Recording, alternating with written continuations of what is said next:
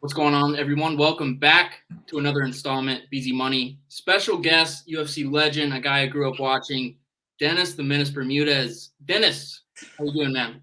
What's up, man? Just got out of the shower, freshened up the beard. I knew I was going to be on the show, so I had to freshen up, I had to tighten up the beard. It looks good. It looks good. I can't really grow one myself, but, Okay. I'm getting there. But, Okay. Dennis, I want to start off, I want to talk about yourself, man. You had a hell of a career. You went out on top. Not a lot of people can say that. And now you're young, you're healthy, you're looking good. But just your career, looking back on it, how satisfied are you with it?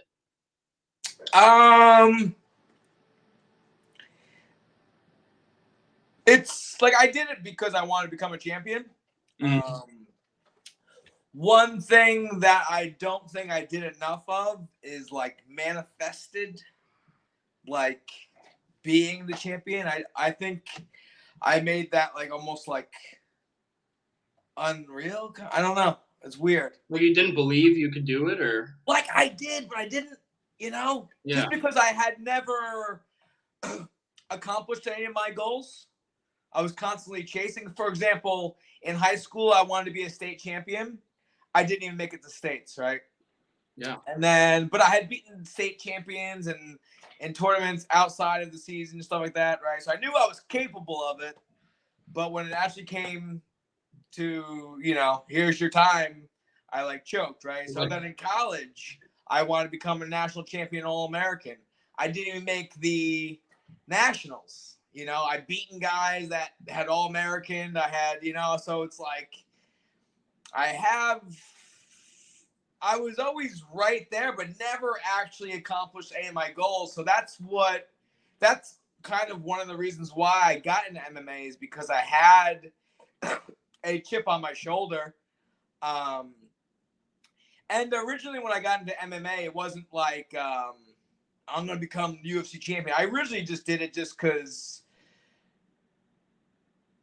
I would be at a bar and someone would look at me weird and I'd be like, what the fuck you looking at? You know what I mean? And when I was wrestling, the same guy could give me the same look and I would just be like, dude, I'm trashy. Just because I every day that's what I was doing. I was crushing people, or I was in fucking complete animalistic scrambles with beasts that if they had to fight that guy would, beat him up with one hand behind their back, So I had this weird chip on my shoulder when I stopped competing in wrestling. And then when I started doing MMA, that went away. When I'd be out and about, I was never, ever an aggressive person growing up. I always walked away from fights and stuff like that. And I don't know, there was this weird time in my life after college and I wasn't competing. I just felt like I was wasting away, kind of, So when I got in MMA, that cured that, and then I was training MMA and I would see some of my training partners, they went pro and I was like, what? I beat you. How are you pro? I'm still amateur.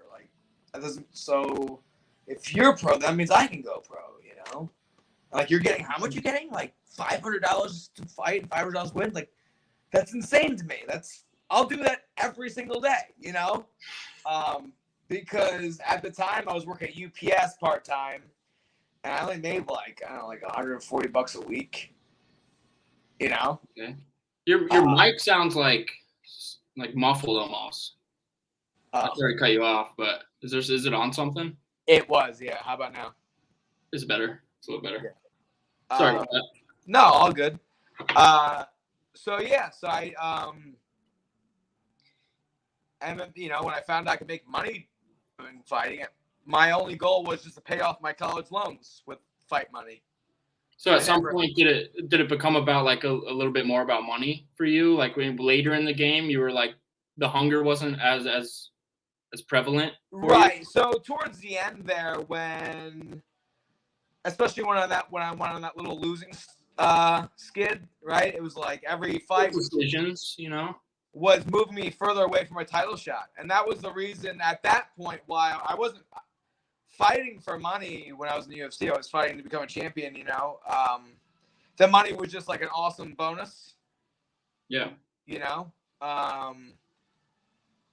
Yeah, every fight, it wasn't like, I beat this guy, I get this money. It's like, yo, every fight, I'm going to train my ass off, and I'm going to out-compete this guy. I'm going to beat him.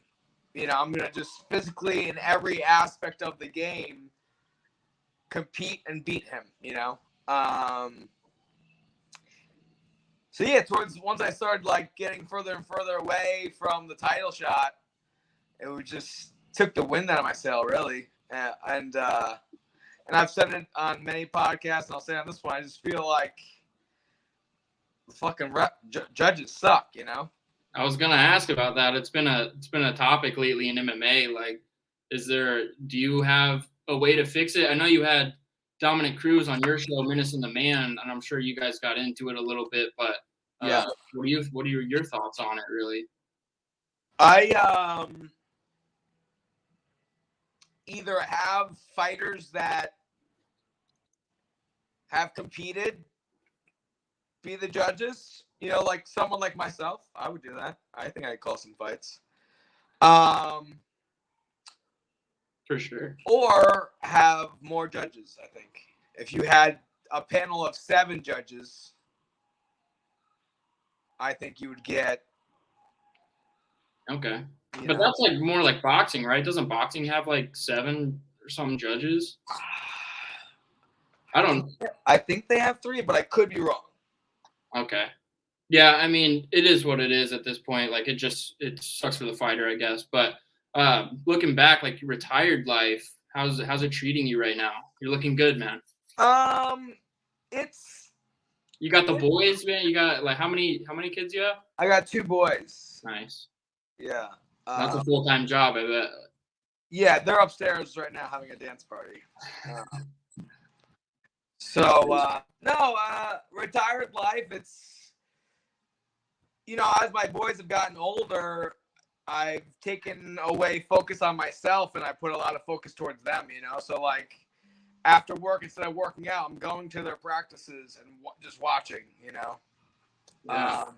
I'm excited for when they get old enough where, like, we can be competitive against each other.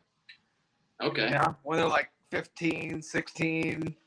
Like, all right, we can go full go here? Whatever, whether it's football, wrestling, whatever. Oh, we're competing. Oh, you want to sprint? You want to race? Like, okay. That would be awesome. I heard Ariel Helwani ask Demetrius Johnson this, but do your boys like know who you are and what you've done? Like they grasp that? I think so. For example, so my youngest son, we had a birthday party for him, and my older son, they're both their birthdays are in April, so we just combined their birthdays into one, right? All their friends come. So my son comes up to me and he goes, "Dad, next year, could you bring autographs and sign autographs for the kids for my party?" So we're like, "Yes, and I will." Give me some money. Well, yeah. But no, I was like, that's cool, because some kids, I guess, you know, as they get older, right, UFC becomes something they're like, whoa, that's cool. Violence, fighting, that's cool. Tough guys, muscles, you know. And my kids are like, well, my dad did that. My dad was UFC. And then they'll get in the truck like, Dad, I'm trying to get you more fans. I'm like, thanks, son. A lot of people have a fond memory of you. Yeah, buddy. I'm doing a podcast. You want to say hi? You want to be on YouTube? Who's this guy? This is Bryson. Come here. Bryson, you want to be a YouTube star? Yeah. Bryson. I like the hair, man. Thank you. You're welcome. You know this guy, like Dennis Bermudez? He's my dad. Is he pretty cool? Sometimes? Or all the time? What's your thoughts on him?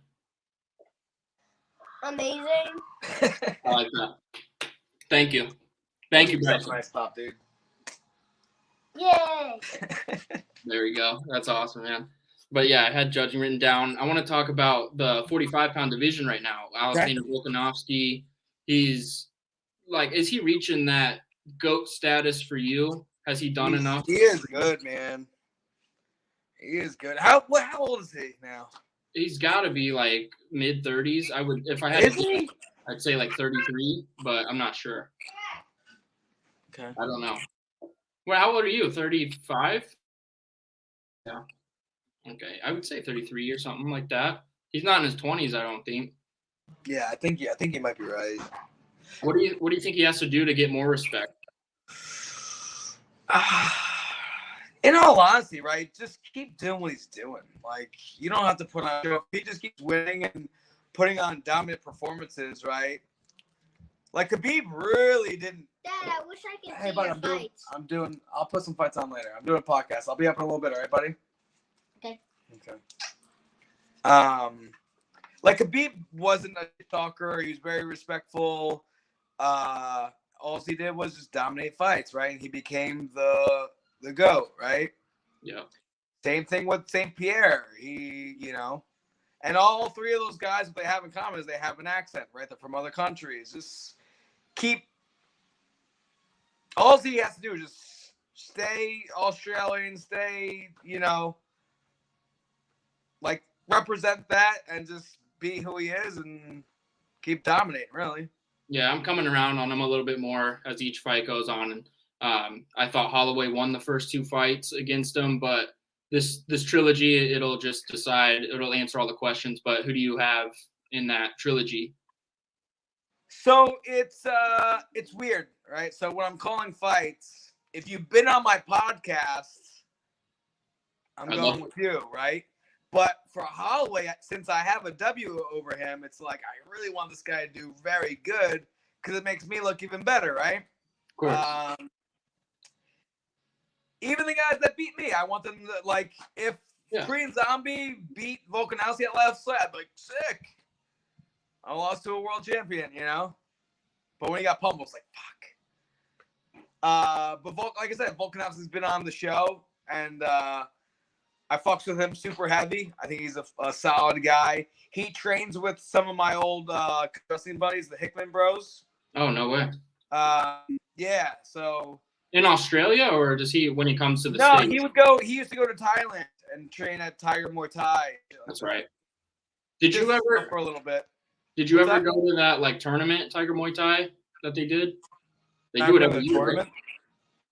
They do it every year when they have like a competition and they just like beat the hell out of you for a couple weeks, and then you get to train for a year free there.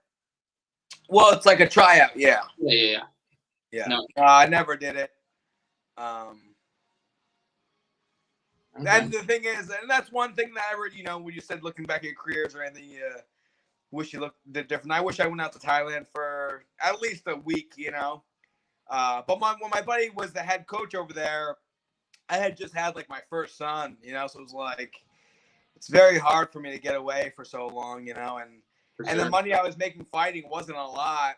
So I really was frugal with my money, I would just buy groceries, like healthy, good stuff. And I would invest it in myself with, exercise equipment and stuff like that. And just lived I stayed in my lane, if you will.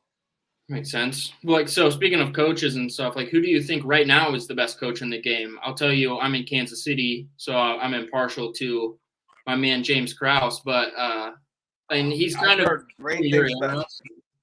I've never worked with James, so I couldn't. I can't tell you firsthand. I remember I did work with Faraz. I say his last name Zahabi. I worked for him like legit, like 10, 15 minutes at Henzo Gracie's at the end of like a grappling session.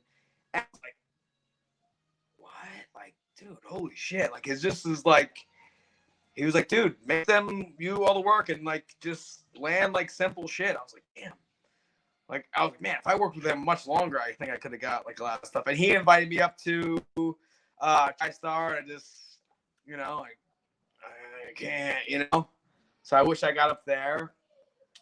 All in all, I wish I just traveled more and went to more gyms and just picked up more shit. Another great coach that I've worked with and love his shit is Henry Hoofs. Sanford. Sam, yeah, he's got some really his striking is just it's like, dude, don't get crazy. Like he's got his philosophy is kiss. Keep it simple, stupid. Yep. But then I see some of those guys like, you know, hitting like spinning back kick knockouts and shit. I'm like, that's not simple. Yeah. I mean, maybe that's like his meaning of simple, but that might be the best gym in MMA right now, I think. Yeah. Yeah, I think so, actually. Yeah, like just the young guys, the older guys there. I mean, if you want to count, I know Chandler, and if you want to count Usman, you probably could. But you were at Spong. There's the list goes on, man.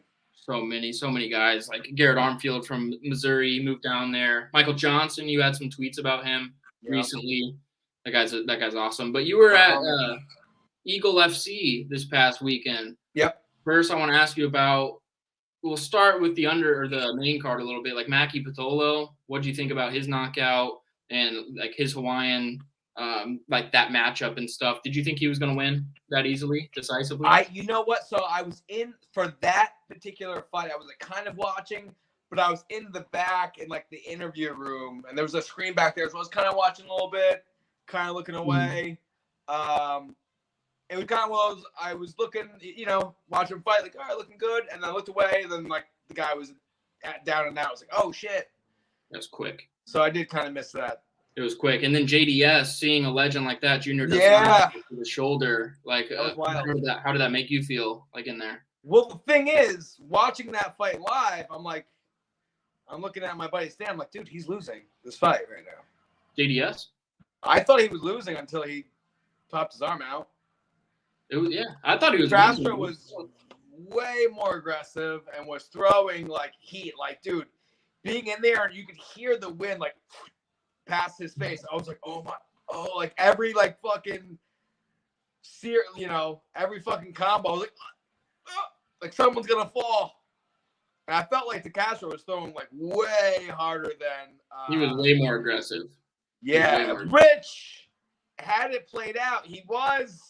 When JDS fucked his arm up, Castro was actually starting to kind of tire out a little bit. So that's crazy. Do you think like do you think he's done, or you think we'll see another JDS? JDS? Before? Yeah. Yeah, I think he might be one of those guys that rides the horse, you know, right into the ocean until, you know. Yeah. That was tough to see. I mean, but all these promotions coming up, all these avenues for fighters, and like there's that TriStar boxing or Triller Triad, the Jake Paul stuff. So many avenues. Like, what do you think about all these different opportunities that there is for fighters now? I think it's great. I think you know, and a lot of them are not penny pinching, and they're giving out top dollar. So guys that, you know, do compete in the UFC might be like, yo, maybe I go over here. I mean, the competition's a little easier and I get paid more for an easier fight, you know?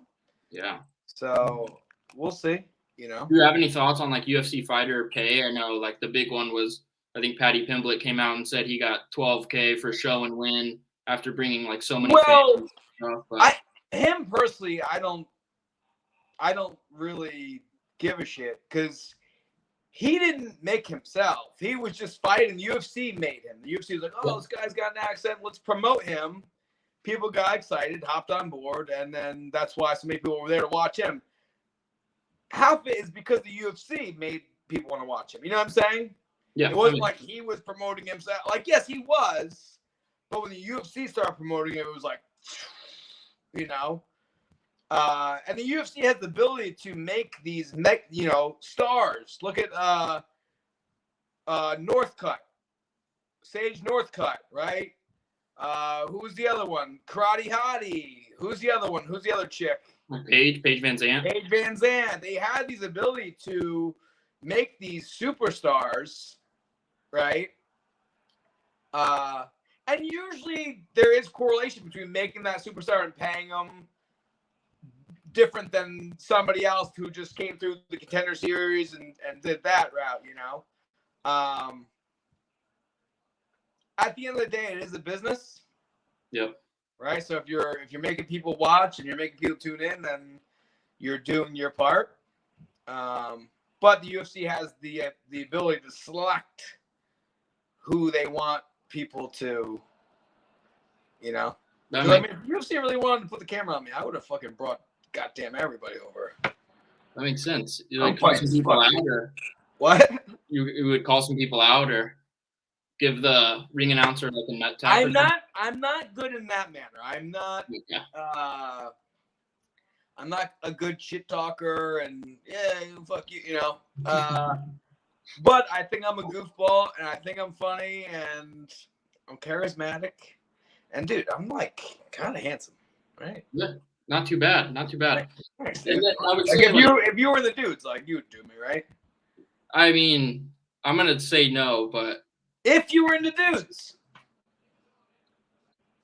no, I'm not gonna say yes to that. So, wow. like, you wouldn't say that to me, so it's just. Well, hang on. I don't. If I was into dudes, I don't know. Maybe. I mean, I look like a ghost over here, this ring light, but yeah, if you had a better tan, dude, maybe. you know, I'll work on it, but I'm stuck in something for me. So, but speaking along the lines of like the personality stuff, you had a world record for chugging some lemon juice. Is that it? Yeah. Can you did a video with, I think, the FaZe Clan and like FaZe Blaziken, those like Norden Shat. Can you explain that time when you had to do the world record attempt twice? Yeah, so I was with like some of the FaZe Clan, some who else was there? The G Fuel? Yes, for G Fuel, yeah. So G Fuel sponsored a guy, a YouTube star, Furious Pete. So he's like kind of like a I guess like bodybuilder, like powerlifter / like competitive eater. Oh yeah, that guy was massive. Yeah, so he has already like 10 Guinness Book of World Records. So when he says he's going to attempt a world record, they show up. But when the average Joe is like, hey, Guinness, I want to, try for a world record, they're like, all right, it's going to cost you 10 grand. What?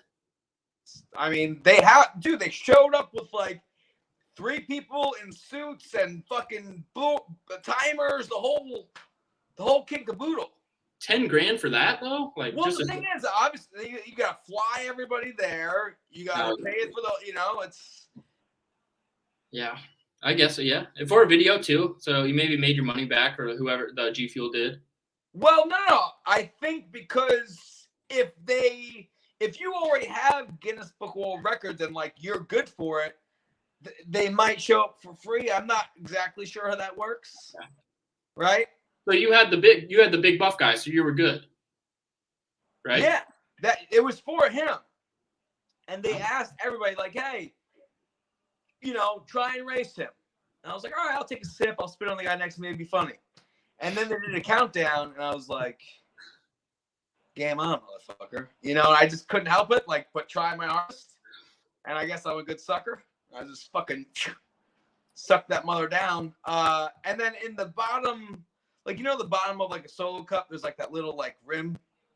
Yeah, that little. We were doing it out of a bowl, and that had that same rim, and my straw was in the middle of the bowl, right? So I get nothing. I'm like, oh, and he's like, so I can't accept this. There's still juice in that like little rim. Because it came back out, of the straw, maybe. No, the little rim. Yeah, I know what you're talking about. But there's like a little lower level. There was juice in stuff. there. So it didn't count. Okay. So on the second attempt, I put my straw in that like little tunnel to where I was tilting the bowl, and I got it. But dude, lemon juice was acid. Yeah. Right. So like, I knew I could do it. Right. I was like, fill that thing back up, because they had the plaque was there. And as a child, right, in like grade school, you look at the Guinness Book World Records, you're like, I can do that, right? I can do something. So that something like fell in my lap in my adulthood, and I was like, I gotta do this. Because you had it, and then you got the world record, and then did you throw up a little bit? Instantly after the second one, yeah. Yeah. And I don't think it's because of the like flavor or anything. I think it's just I just had 2 liters in my stomach, and I didn't have like the capacity to hold it. So it was like, ugh. Yeah, that was legendary. That was awesome. But like it's way cooler to say that you have that record. I don't care who has it now, but like I think it's. I do. Did someone beat it? I looked it up on like Google, and there was some like skinny guy. I was like, this isn't right. I don't. What's the time? It was like 2 seconds faster than yours, like 21 seconds. So my initial attempt that didn't count was like 20 seconds and something. Oh my. And then because the second one, right, it's gonna be a little slower. I'm fucking. So I'm gonna get back on my horse. Yeah, are you gonna attempt that again? You think? I might have to. Might have to. I was gonna challenge you next time we do a show. If you'll be lucky enough to do one with me, or I said that way wrong. If I'm lucky enough to do one with you again, I'm gonna challenge you to that. I'm gonna beat you, but I can't drive right now because I have a torn ACL. But it's on. It's on next time. I don't. The thing is, though, Buzz, it's not a delightful thing.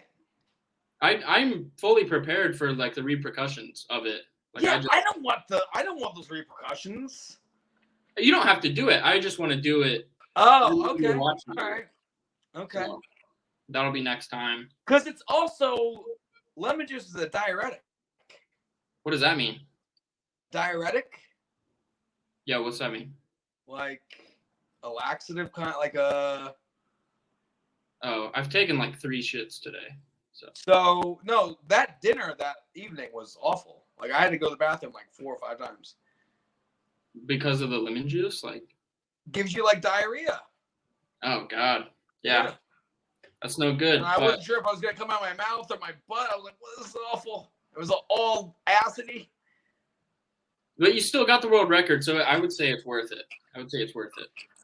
You know. Yeah. No, listen. When if I have to go for it again, yeah. We'll have to do it. Do you have any like relationship with the FaZe Clan guys? I saw you had a video with Norden a while back, and that was like my childhood's colliding right there with you and FaZe Clan. It was awesome to see. But you still talk to these guys? Yeah. I mean, not with Norden really, or FaZe Temper. He just had like his first boxing match not too long ago. Did you watch that? I wasn't able to watch it live. I saw he lost, and then they rewatched it, and then he won. Yeah, he lost the decision, and then the judges were in danger. They had the crowd like over them, so they had to give it to King Kenny. And then the commission rewatched the fight. Temper obviously won like 3 out of the 4 rounds, so they went back and gave it to Temper. So they didn't feel safe, apparently, the judges. So they were like, let's give it to Kenny.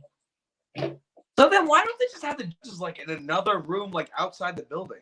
It was a shit show. That's what happened. No, but like for future references, you know? Yeah, I mean it's just gonna be a learning curve, I guess, for the YouTube boxing scene. And I'm just talking about like fighting in general, because I think the judges in MMA fights are inside the arena. So when the crowd goes nuts, they're like, okay. Yeah. And it might be like there's been a lot of times like someone's like throwing a head kick and like another guy blocked it and the crowd goes, oh, like, dude, he blocked it. What do you mean? Why are you guys cheering? Do you think the like judges should have headphones locked in? So they're I think they should be like in boxes. Like it's not like they should almost like dislike it. Like it's work for them. They're getting paid. Like, dude, pay attention. Fucking sometimes you look at judges, they're like, I think another judge for the Bermudez fight was watching like another boxing match. I would too for that one. See it? Is that true? Yeah. I don't blame him though. Just for Your that. job is to watch the fight that's going on in front of you. That's true. That makes sense. That's why we have 3 judges, because they're like, I like this person when they came in. Like, yeah, that's true. I mean, a couple upcoming 145 matchups: Calvin Kattar, Josh Emmett. Who do you like in that one? I think Calvin will get the W. Okay. I think his striking's a little more crisp. Actually, not a little more, a lot more crisp. And he's longer. He uses range well. He sits in the pocket nice. He can grapple a little bit, you know. I like that. Yeah, Emmett's been just a little bit injury prone, but he's still got power. He's a super strong dude that if he hooks up, like you're going to sleep. And obviously he's an alpha male guy, so he can move really well in all positions, pretty well rounded. But I just think Qatar is I like that. Good pick. Are you a betting guy? Do you bet at all? I just, I like to do like $20 parlays, or if I feel really confident on a guy and he's an underdog, I'll put like 100 at him. Okay. I like that. Yeah, the same here. It's like, but not 100 because I'm not rolling like that. But I mean, neither. But usually I'm like, I feel really good about this, Yeah, that's how. What's the last one that I lost on? Was it Robbie Lawler? Who'd Robbie Lawler fight last? Not Robbie Lawler. Whitaker. Adesanya? Was it? Yeah, I mean, I kind of think Rob won, but yeah, I think it might have been that fight because Whitaker was a pretty solid underdog, right? I think I might have I think I was drunk. I might have fucking threw like 250 at that fight. That's funny. I was at a bar and I was arguing with this guy. I said Robert Whitaker's going to win, and I almost put $100 on it that night. But he looked really good, and I thought he kind of did win. I don't know. The jury's still out. But one of my final questions is: you had an interaction with Khabib Nurmagomedov at Eagle FC. What happened in that interaction? I went up to him. I was like, "Hey, Khabib." He looked at me and was like, "Hey, thanks for having us. This place is awesome. I really appreciate the hospitality." He's like, "You fought on the same cloud as me. You fought Max Holloway, and you beat Max Holloway. Do you remember this?" I remember this. I was like, he's asking me if I remember my life. I'm like, yeah, dude. Like, I totally forgot I was on the same card as him, actually, if I'm being honest. Yeah, that's had to be, wow. That's crazy. He beat Abel. Oh, that's when he set the record for most takedowns. Yeah. But he was before me on the card. Okay. So you were locked in. You probably didn't remember. Yeah. I usually remember, like, the co-main event, main event, and, like, maybe the fight right before me. Mm-hmm. But, like, 2-3 fights after me, I don't even see them. And, like, fights earlier, I'm not even in the arena yet, you know? Yeah. But how was that interaction for you? Like, was that, like, a pretty cool moment to see Khabib? It was pretty cool. Like, for example, like you were saying, like, how do you feel about your career? Like, wherever I go in the fighting and speaking to the top of the game, they know exactly who I am, and they aren't like, "Oh, you suck," but I get respect, which is pretty cool. You know, like I saw Kobe Covington out in Fort Lauderdale. I'm like, "Yo, Kobe, what's up?" I like ran up to him and fucking arm dragged him and grabbed a single leg, and like fucking people started running because they thought like someone was gonna jump him again. Yeah. And then when he realized it was me and I was just kidding around, he's like, "Oh shit!" He's like, "Nah, guys, he's cool. It's Bermudez." And I had never met him before. You never met him? No, I just went up to him and grabbed, "Yo, Kobe!" Just fucking grabbed him. Yeah, I mean, you're a UFC vet like that. I would have the same reaction. I would just be happy. But Was he scared at all, do you think? No, because I didn't grab him like my heart. I just like, was just like looking around. But he wasn't looking. Really thing. Okay. I like that. And then my final question, Dennis, thank you so much for the time. I really appreciate it. You ran 4 miles today. You sent me a picture of your freshly shaved beard. You did some push-ups.